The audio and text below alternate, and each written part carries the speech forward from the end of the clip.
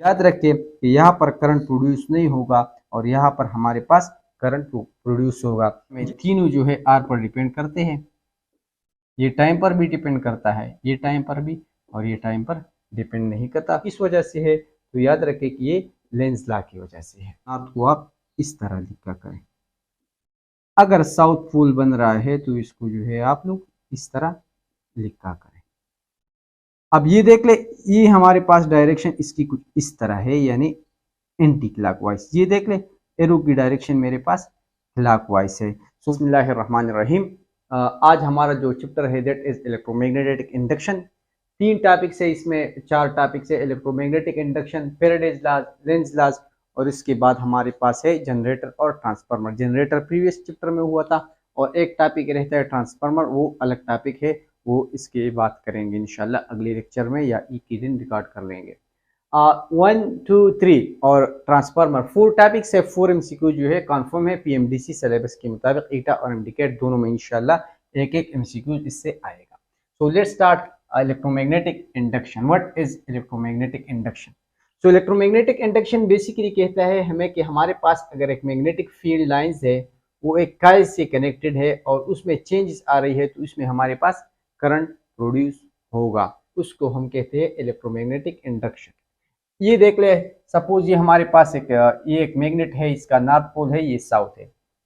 इससे magnetic field lines जो है पास हो रहे हैं नॉर्थ की तरफ, और साउथ की तरफ जो है लाइंस आ रहे हैं। अगर हम इस कॉइल को देख ले तो अब इससे तकरीबन 1 2 3 4 5 6 लाइंस जो है पास हो रहे हैं।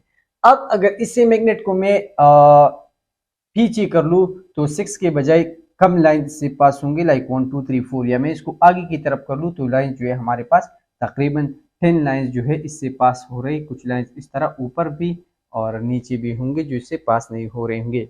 दोनों केसेस में या तो लाइंस जो है 6 से या तो कम हो रहे हैं या हमारे पास ज्यादा हो रहे हैं। सो ये हमें इलेक्ट्रोमैग्नेटिक इंडक्शन कहता है कि अगर हमारे पास इस तरह का एक कॉइल है जिसमें हमारे पास जो मैग्नेटिक फील्ड लाइंस कम या ज्यादा हो रहे हैं, कम या ज्यादा से हमारे मतलब नहीं है, हमारा मतलब सिर्फ है चेंज से, या 6 पास हो रहे हैं यहाँ 4, यहाँ पर 2 चेंज आया है, यहाँ पर 4 चेंज आया है 6 से 10। सो अगर हमारे पास एक कॉइल है, इसमें मैग्नेटिक फील्ड लाइंस जो है चेंज हो रहे हैं, तो इस केस में हमारे पास इस कॉइल में हमारे पास क्या होगा? करंट प्रोड्यूस होगा, और इस फेनोमेना को हम कहते हैं electromagnetic induction. So electromagnetic induction is the production of current due to change in magnetic field lines. Change in magnetic field lines, वो लाइंस जो हमारे पास इस कॉइल से कनेक्टेड है। अब अगर ये मैग्नेट यहाँ पर पड़ा है, ये कॉइल यहाँ पर पड़ा है, तो याद रखिए कि यहाँ पर हमारे पास करंट प्रोड्यूस नहीं होगा। करंट प्रोड्यूस जब होगा कब हमारे पास ये कॉइल आगे और पीछे की तरफ मूव करेगा। तो जब आगे की तरफ मूव करता है या पीछे की तरफ लाइंस मूव करता है, so to and fro motion of this magnet will produce current. So इस केस में भी करंट प्रोड्यूस होगा इसमें, लेकिन अगर हमारे पास मैग्नेट इस तरह पड़ा है तो नहीं होगा। इसको अगर हम आगे पीछे करते रहेंगे तो हमारे पास जो है क्या होगा? करंट प्रोड्यूस होगा।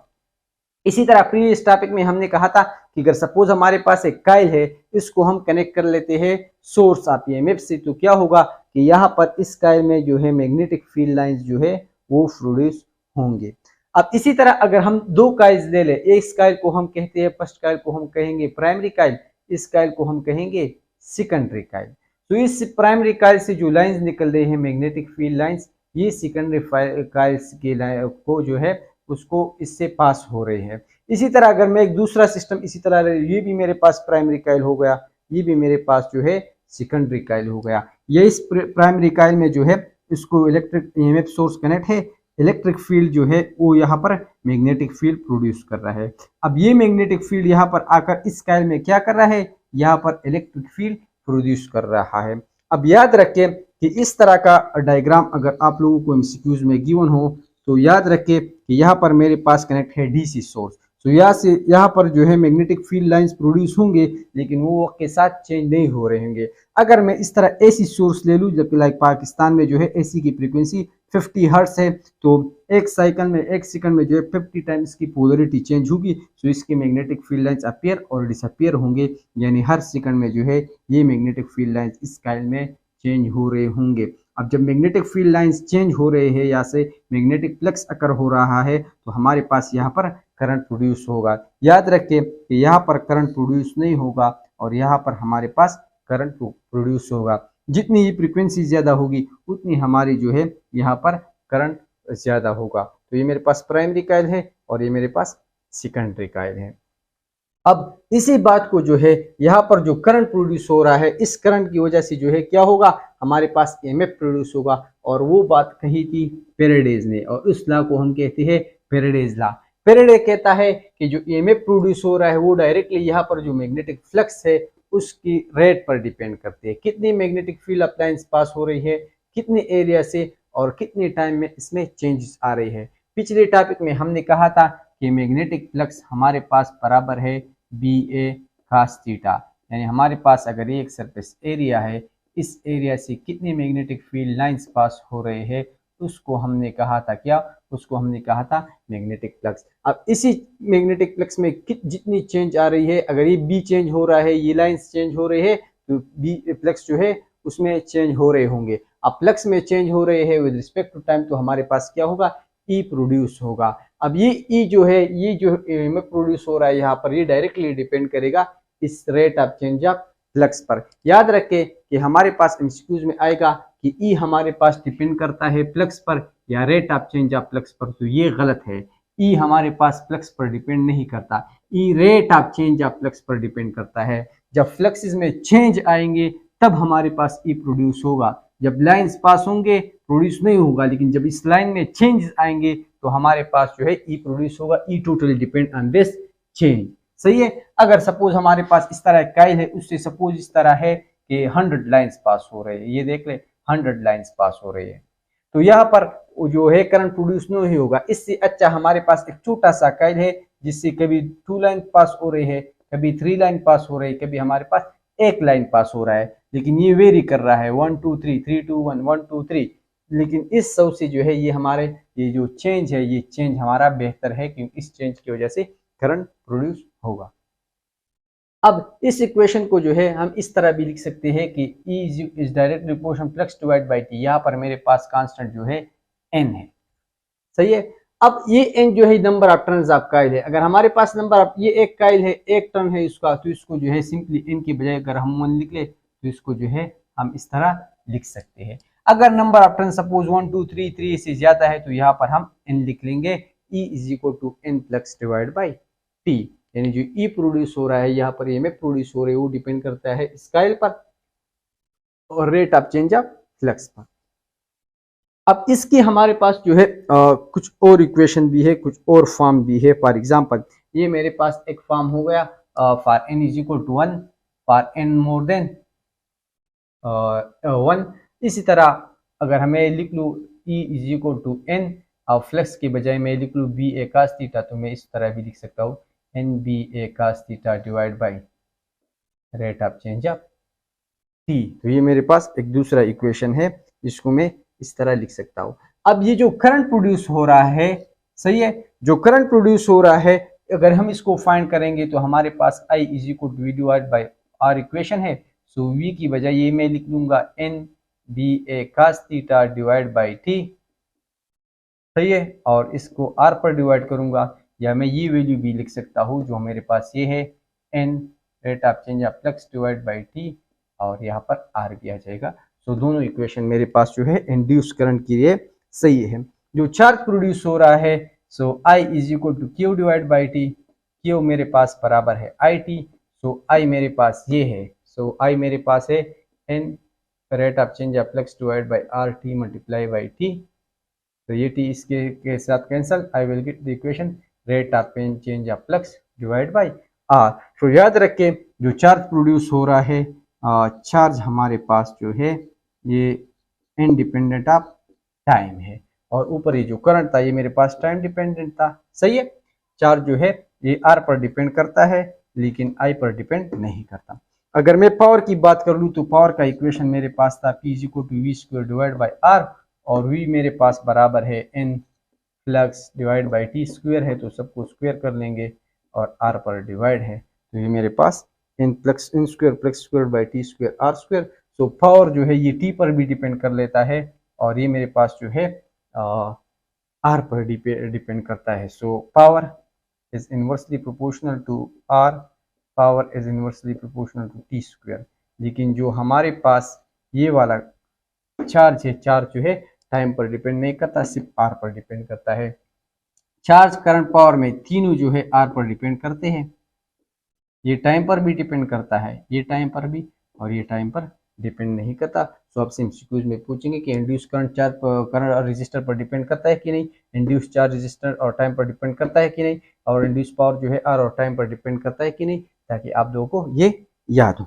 इसी तरह अब जो ईएमएफ प्रोड्यूस हो रहा है उसको फर्दर एक्सप्लेनेशन के लिए एक लॉ आई है जिसको हम कहते हैं लेंज लॉ या लेंजिस लॉ।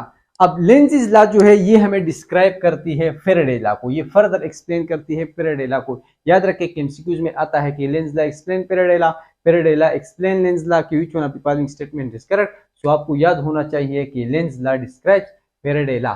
लेंज लॉ कहता है कि ये जो ईएमएफ प्रोड्यूस हो रहा है, ये जो करंट प्रोड्यूस हो रहा है, ये इसके डायरेक्शन के बारे में बताती है, not about the voltage. So ये आप लोग याद रखें कि at Lenz law describe current direction. अगर ये मेरे पास एक मैग्नेट है, इसको मैं आगे की तरफ ले आऊं तो यहाँ पर क्या होगा, यहाँ पर मेरे पास जो है करंट जो है प्रोड्यूस होगा, और उस करंट का डायरेक्शन क्या होगा ये हमारे पास लेंज लॉ हमें बताता है। या लेंज लॉ हमें बताता है कि ये जो ई प्रोड्यूस हो रहा है, ये मेरे पास ये जो फ्लक्स की वजह से प्रोड्यूस होता है, ये दोनों अपोजिट इन डायरेक्शन में होंगे। To conserve the law of conservation of energy और to follow the law of conservation of energy. तो ये जो असल इक्वेशन है इसको हम इस तरह भी लिख सकते हैं कि E is equal to minus N rate of change of flux divide by T. अगर आपको ये एमसीक्यूज गिवन हो और आपको कहे कि ये नेगेटिव किस वजह से है, तो याद रखें कि ये लेंज लॉ की वजह से है। इसी तरह अब 4 केसेस है हमारे पास, सही है।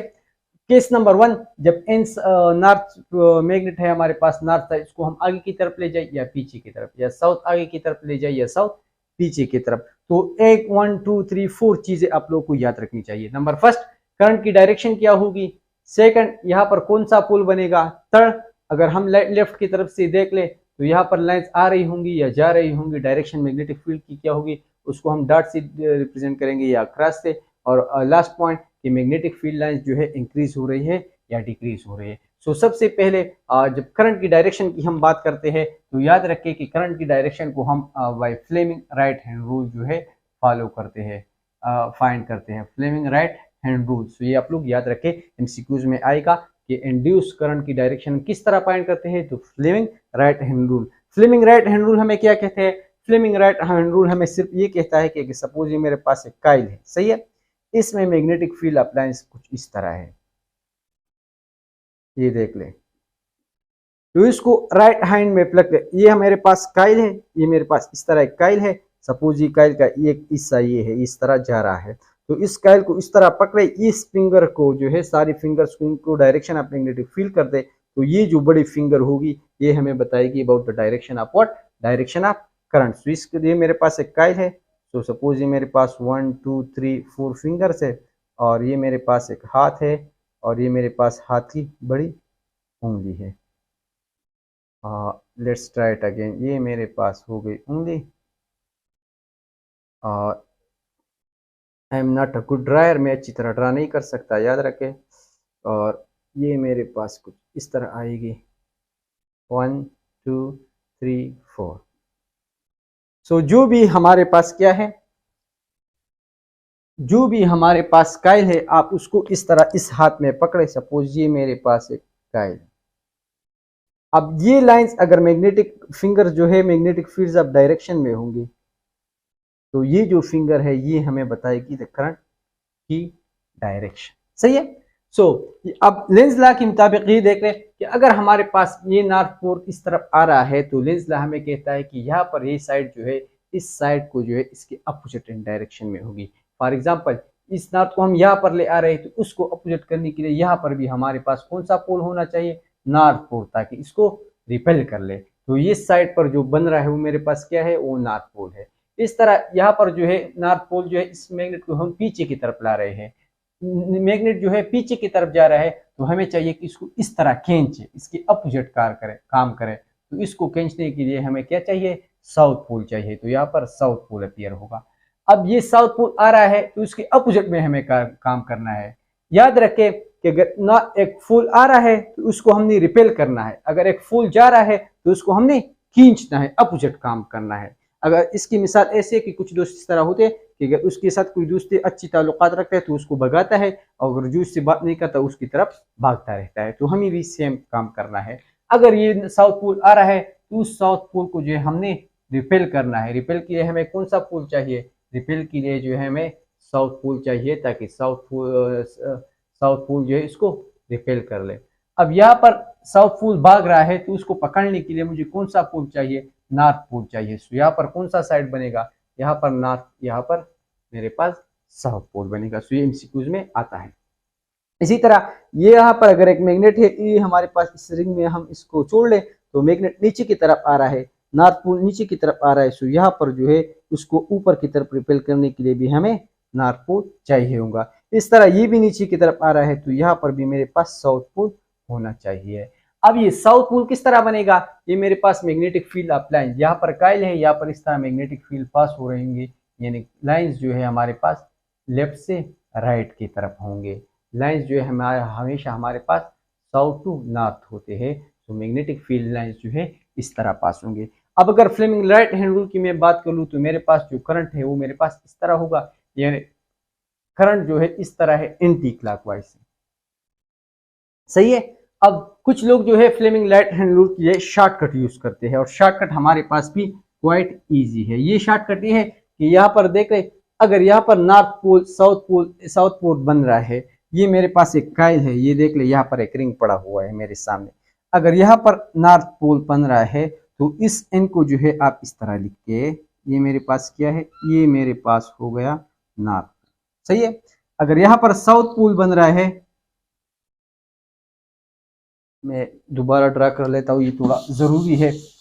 ये देख ले आप लोग, अगर मेरे पास ये दो काइल्स हैं, यहाँ पर नॉर्थ बन रहा है तो नॉर्थ को आप इस तरह लिखा करें। अगर साउथ पोल बन रहा है तो इसको जो है आप लोग इस तरह लिखा करें। अब ये देख ले, ये हमारे पास डायरेक्शन इसकी कुछ इस तरह है, यानी एंटी क्लॉकवाइज। ये देख ले, एरो की डायरेक्शन मेरे पास क्लॉकवाइज है।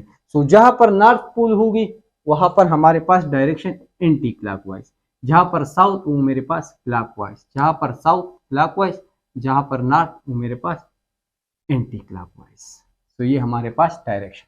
अब मैग्नेटिक फील्ड अप्लायंस जो है वो इंक्रीज, जब हमारे पास यहाँ पर मैग्नेटिक फील्ड अप्लायंस इस बार मैग्नेट से निकल रहे हैं, इसको हम आगे की तरफ ले आएंगे तो ज्यादा लाइंस पास होंगी, सो इंक्रीज।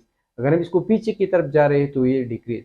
अगर साउथ पोल आगे की तरफ आ रहा है तो इंक्रीज, अगर पीछे की तरफ जा रहा है तो डिक्रीज। इसी तरह ये इसका आंसर था ID। अब यहाँ पर देखते, अगर मैग्नेट ये तब होगा जब हम यहाँ पर खड़े होंगे, ऑब्जर्वर हमारे पास यहाँ पर होगा। याद रखिएगा, अगर ऑब्जर्वर यहाँ पर है तो ये इस तरह दिखेगा, साउथ पोल दिखेगा। अगर ऑब्जर्वर यहाँ पर है तो साउथ पोल दिखेगा, अगर ऑब्जर्वर यहाँ पर है तो ये नॉर्थ पोल होगा। अब अगर इस फील्ड अप्लायंस को मैं इस तरह देखूं, यहाँ से मैं इसको देखूं, तो ये मैग्नेटिक फील्ड लाइन यहाँ से जा रही है, वहां से निकल रही है। तो जहाँ से मैग्नेटिक फील्ड लाइन जाती है, हम कहते हैं इस एंड को हम डॉट से रिप्रेजेंट करेंगे, इसको क्रॉस से, तो ये मेरे पास डॉट होगा। अब यहाँ पर देख ले कि मैग्नेटिक फील्ड अप्लाइन इस तरह है, यहाँ पर इसका हेड है तो हेड को हम क्रॉस से डिपेंड करते हैं। मैग्नेटिक फील्ड अप्लाइन इस तरह है, तो यहाँ से लेफ्ट से अगर हम देखेंगे तो ये मेरे पास एंड है, तो मेरे पास डॉट होगा, ये मेरे पास क्रॉस होगा। So this is all about the Faraday's electromagnetic induction, Faraday's law. और ये मेरे पास क्या है? Lenz law. ये मेरे पास टोटल एमसीक्यूज हो गए अबाउट व्हाट हमारे पास, तो ये भी आप लोग याद रखें। अब यहाँ पर अगर साउथ पोल बन रहा है तो यहाँ पर करंट किस तरह होगा? That will be clockwise. ये कौन सा होगा? ये मेरे पास होगा एंटी क्लॉकवाइज।